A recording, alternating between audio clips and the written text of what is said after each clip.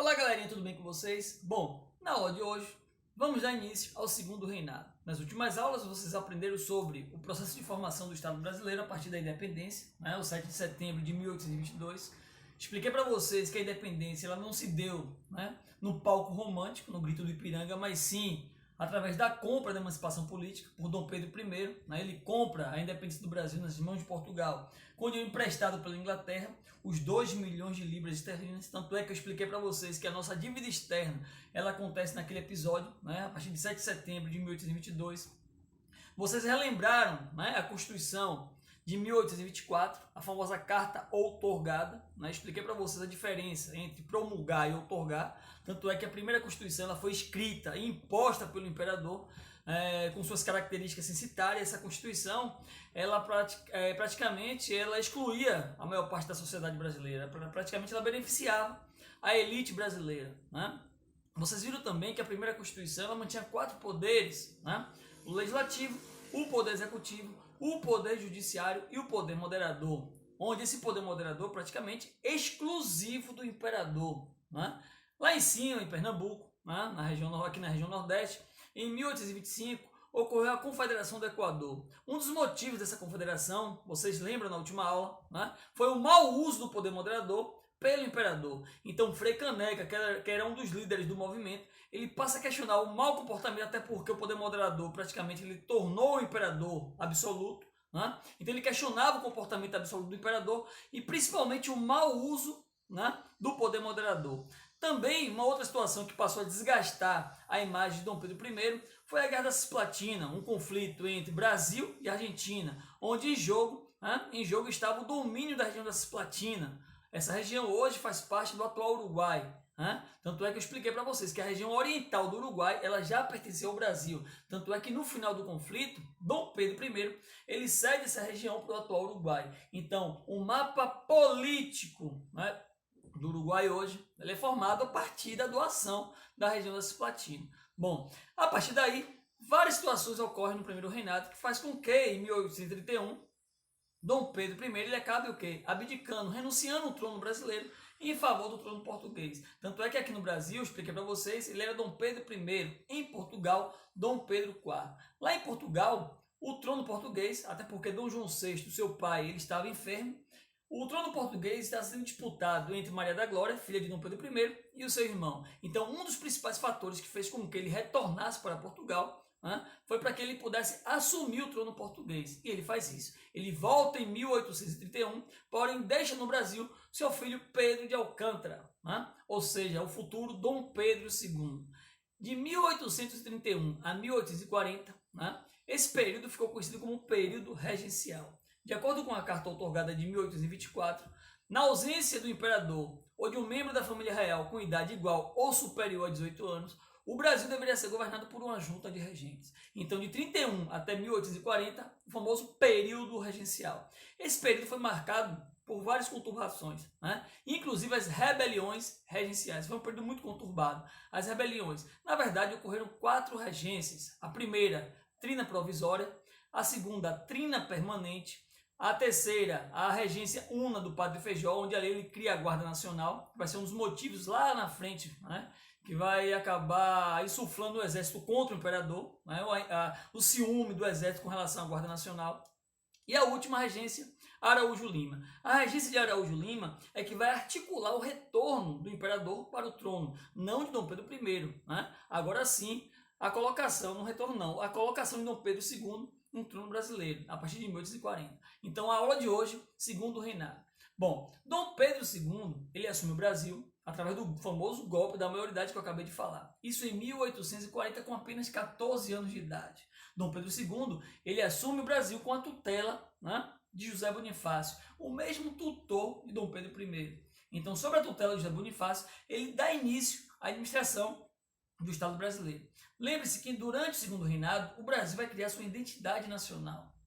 Mas uma das primeiras medidas tomadas por Dom Pedro II é tentar acabar com as rebeliões regenciais. Na verdade, as rebeliões não. A única rebelião que entra pelo segundo reinado é a Farroupilha, que foi mais extensa, que acontece no sul do Brasil. Então, a revolta da Farroupilha ela se estende até o início do segundo reinado. Então, um acordo do imperador com os produtores de charque e os rebeldes da região faz com que o movimento ele tenha seu fim, ele acabe. Bom, seguindo, por volta de 1844, Dom Pedro II ele vai criar a primeira legislação protecionista do Brasil, a famosa Tarifa Alves Branco.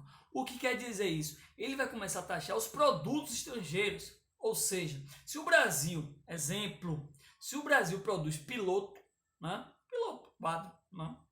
E a Inglaterra manda para o Brasil o piloto também, o piloto que vem na Inglaterra vai sofrer, né, taxações, né, a partir de 60%. Isso para dificultar a concorrência com um piloto brasileiro. Mas se o Brasil não produzisse piloto, não tivesse piloto, esse produto estrangeiro entraria com apenas 20%. Então, a primeira legislação protecionista do Brasil, a Tarifa Alves Branco. Lembre-se disso, que é questão de prova. Tá? Seguindo a sequência, né, por volta de 1850, ele vai criar a famosa Lei de Terras. Para quê? Para dificultar o acesso dos imigrantes, né, e principalmente dos trabalhadores, aqueles que conseguem dinheiro para comprar terras e vai cobrar terras com preços altíssimos, para dificultar fazer com que os imigrantes não consigam as terras. Também ex-escravos que conseguem algum tipo de dinheiro, renda, e passem a ter suas terras. Então isso faz com que o Estado passe a acumular dinheiro e passe a dificultar, né, a aquisição de terras. Em 1850 também vai ser promulgada no Brasil a Lei Eusébio de Queiroz. O que significa? Essa lei, ela deriva da Lei Bill-Arbid, ou seja, a Lei Bill-Arbid, ela autoriza qualquer embarcação britânica a aprisionar, né, navios negreiros, ou seja, navios que cruzem o Atlântico com escravos, né, em direção à América. Então aqui no Brasil, a Lei Eusébio de Queiroz tem como objetivo proibir o tráfico de escravos. Né? Isso, de fato, o tráfico oficialmente ele acaba, mas clandestinamente ele continua. Aqui no Brasil, o resultado dessa lei faz com que os preços dos escravos aumentem, né? A escravidão interna. Né? Uma outra coisa interessante saber é que Porto de Galinhas tem esse nome devido à Lei Eusébio de Queiroz. Quando houve a proibição do tráfico de escravos, as embarcações clandestinas eles entravam por Pernambuco. Então, quando essas embarcações chegavam, as pessoas que compravam escravos aqui no Brasil perguntavam o seguinte: vocês trouxeram quantas galinhas? Então, Porto de Galinhas, o nome vem daí, a partir da proibição do tráfico de escravos. Uma outra situação é que durante o segundo reinado, o carro-chefe da economia brasileira é o café. Né?